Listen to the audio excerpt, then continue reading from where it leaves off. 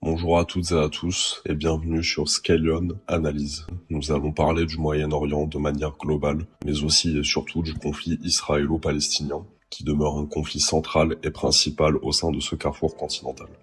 Nous allons aborder le thème suivant, une idée reçue sur Israël que tout le monde répète.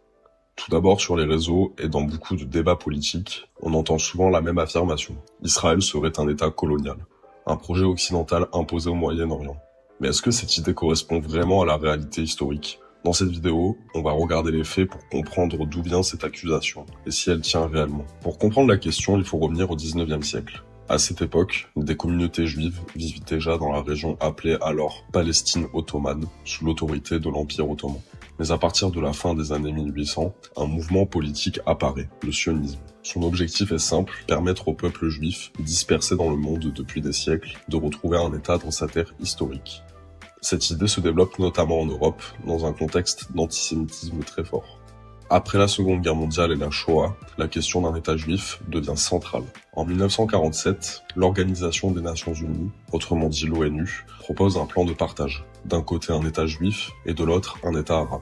Les dirigeants juifs acceptent ce plan, les dirigeants arabes le refusent. En 1948, l'État d'Israël est proclamé, plus précisément le 14 mai 1948. Immédiatement, plusieurs pays arabes attaquent le nouvel État, ce qui déclenche la première guerre israélo-arabe. Les critiques d'Israël parlent de colonialisme pour plusieurs raisons. D'abord parce que beaucoup de Juifs arrivant en Palestine venaient d'Europe. Ensuite, parce que la création d'Israël a entraîné le déplacement d'une partie de la population arabe palestinienne. Pour certains analystes, cela ressemble donc à un projet colonial comparable à d'autres situations dans l'histoire. Mais d'autres historiens contestent totalement cette comparaison. Pourquoi? Parce que le colonialisme implique généralement une puissance extérieure qui colonise un territoire pour l'exploiter. Or, dans le cas d'Israël, il n'y avait pas de métropole coloniale. De plus, les Juifs ont un lien historique très ancien avec cette région, qui remonte à plusieurs millénaires. Alors, Israël est-il un État colonial? La réponse dépend souvent de la définition que l'on utilise et du regard politique que l'on porte sur ce conflit. Mais une chose est sûre, l'histoire est beaucoup plus complexe que les slogans que l'on voit circuler sur Internet. Comprendre cette complexité est essentiel si l'on veut réellement comprendre le conflit israélo-palestinien. Comme je l'ai souligné précédemment, le colonialisme implique normalement une puissance extérieure qui s'installe sur un territoire pour l'exploiter au profit d'une métropole.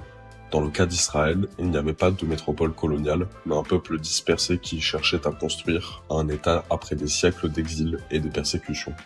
Cela ne veut pas dire que tout dans l'histoire de ce conflit est simple ou parfait, mais réduire la création d'Israël à un simple projet colonial, c'est ignorer une grande partie de la réalité historique. Et justement, comprendre cette complexité, c'est peut-être la première étape pour sortir des slogans et commencer à réfléchir sérieusement au conflit israélo-palestinien. Merci d'avoir pris le temps d'écouter cette analyse sur un sujet aussi complexe. Le débat est bien évidemment ouvert dans les commentaires, tant qu'il reste dans le respect et l'honnêteté intellectuelle.